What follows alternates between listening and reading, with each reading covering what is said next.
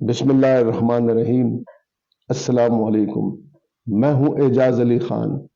ناظرین، میں کافی سوچ سمجھ کے بعد یہ آج کا موضوع آپ کے ساتھ ڈسکس کرنے لگا ہوں، اور وہ موضوع ہے فرعون، کہ فرعون کے دور میں کیا کیا واقعات ہوئے، اور حضرت موسیٰ علیہ السلام کے ساتھ اس کا کس بات پہ اختلاف تھا، اور تاریخ نے ان تمام چیزوں کو سنبھال کے رکھا ہوا ہے۔ اور اس میں جو سب سے بڑا واقعہ تھا وہ یہ تھا کہ کس طریقے سے حضرت موسیٰ علیہ السلام دریا کے بیچ میں سے راستے بنے اور وہ وہاں سے دوسری طرف چلے گئے، اور فرعون کی فوج جب وہاں اتری تو وہ تباہ و برباد ہو گئی۔ اور فرعون آج بھی مصر کے اس عجائب گھر میں عبرت کا نشان بنے ہوئے پڑا ہے، جس کو میں بھی دیکھ چکا ہوں، مجھے بھی اس عجائب گھر میں جانے کا اتفاق ہوا ہے۔ یہاں جو بات قابل ذکر ہے وہ یہ ہے کہ جو فرعون تھا اس کی نظر ٹھیک تھی، وہ اندھا نہیں تھا، اس کو وہ ساری چیزیں نظر آ رہی تھی، دیکھ رہا تھا، اس کے باوجود وہ اس دریا میں بنے ہوئے رستوں میں گیا اور وہ ڈوب گیا اور عبرت کا نشان بن گیا۔ اسی طریقے سے جو ہمارے ملک میں آج کل ہو رہا ہے اور جو صورتحال بنی ہوئی ہے، اس میں قطعاً بھی ایسا نہیں ہے کہ یہ قوم اندھی ہے۔ یہ قوم اندھی ہرگز نہیں ہے، اور نہ ہی فرعون اندھا تھا۔ فرعون کی نظر بھی ٹھیک تھی اور حضرت موسیٰ علیہ السلام کی نظر بھی ٹھیک تھی۔ فرق تھا مشاہدے کا، اور فرق تھا ان میں عقل کا اور ایمان کا۔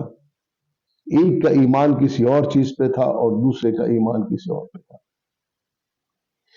ہم سب کو یہ چیز کیا نظر نہیں آ رہی کہ کراچی کے 18-17 حلقوں میں کس طریقے سے الیکشن چوری ہوا اور کس طریقے سے رزلٹ آئے؟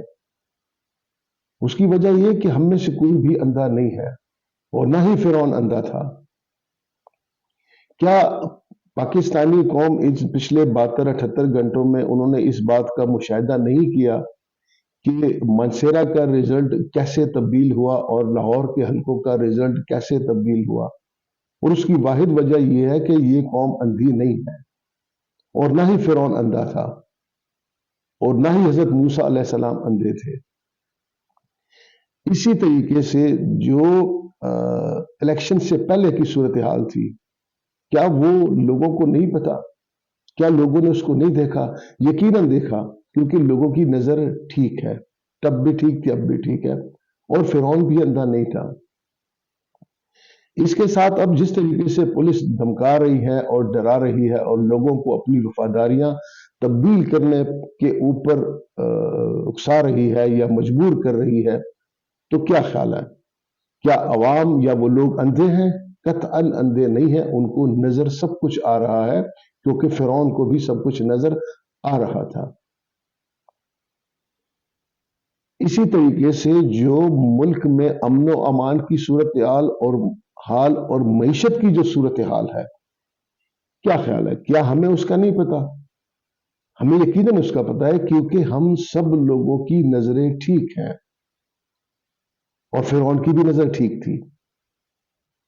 میں یہ بار بار فرعون کا اس لیے تذکرہ کر رہا ہوں تاکہ ہم موازنہ کر سکیں چیزوں کا، کہ آپ ایک ہی منظر کو دیکھتے ہیں مختلف زاویوں سے اور مختلف نظروں سے اور مختلف ایمان کے تقاضوں سے۔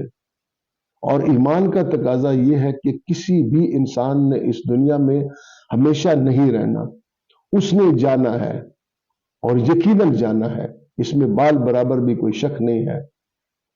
اور شاید کہ فرعون کے دل میں بھی یہ بات ہوگی کہ اس نے جانا ہے، لیکن وہ بھی فریب میں مبتلا تھا، اور وہ اب اس دنیا میں سب کے لیے عبرت کا باعث بنا ہوا ایک میوزیم میں پڑا ہوا ہے۔ ایک چیز میں اور یہاں وضاحت کر دوں، اگر آپ میں سے کسی کو اتفاق ہوا ہو مصر کے اس عجائب گھر میں جانے کا، یا نہیں ہوا، اور اگر آپ کو کبھی اتفاق ہو گیا جانے کا، تو وہاں پہ آپ دیکھو گے کہ وہاں پہ صرف فرعون کی لاش نوٹ شدہ نہیں پڑی ہوئی، وہاں 8, 10, 15 درجن بھر لاشیں اور بھی ہیں جن کو محفوظ بنایا گیا ہے، اور وہ فرعون اکیلا نہیں تھا، اس کے ساتھ چھوٹے چھوٹے اور بھی کافی سارے فرعون تھے، جن میں مرد بھی تھے اور عورتیں بھی تھیں، وہ بھی وہاں موجود ہیں۔ اکیلا اس کا کام نہیں تھا. تو لہٰذا یہ ایسی چیز ہے کہ بہرحال ہم سب مسلمان ہیں اور ہمارا کچھ چیزوں پہ ایمان ہے، عقیدہ ہے. ہم ان سے روگردانی نہ کریں اور ہم اس حد تک نہ جائیں. کس حد تک؟ اس حد تک کہ جب ہم اپنے آپ کو خود دریا برد یا سمندر برد کر دیں. اس سے ہم بچنے کی کوشش کریں، کیونکہ جو ظاہراً حالات لگ رہے ہیں وہ یہ لگ رہے ہیں کہ ہم اپنے آپ کو دریا یا سمندر کے اس کنارے پہ لے کے جا رہے ہیں جہاں ہمیں عارضی راستے نظر آئے اور ہم خود کو ڈبو دیں اور پھر ہم عبرت کا نشان بن جائیں. تو ہم اس عبرت کے نشان سے خود کو بھی بچائیں اور اس قوم کو بھی بچائیں. یہ نہ کوئی سیاسی گفتگو ہے، نہ کوئی مذہبی گفتگو ہے. یہ گفتگو ہے حقیقت پہ مبنی.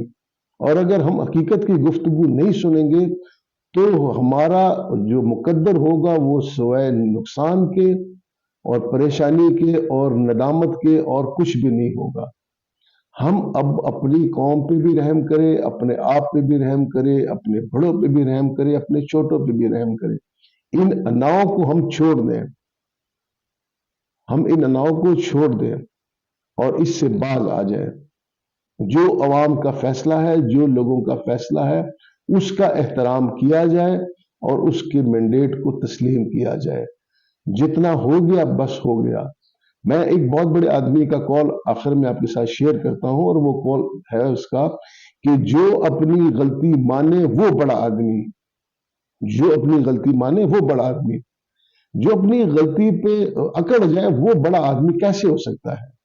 لہذا جس سے جو غلطیاں ہوئی ہیں وہ ان کو مان لے اور آگے اس کو انڈو کرے اور آگے جو ہے نا وہ اس ملک کو صحیح راستے پہ ڈالے.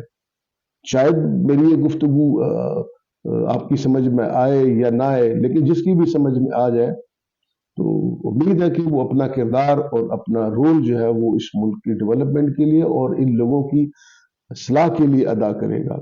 اللہ تعالی ہم سب کے حال کے اوپر رحم کرے اور ہمیں ڈھیر سارا حلال رزق دے. والسلام.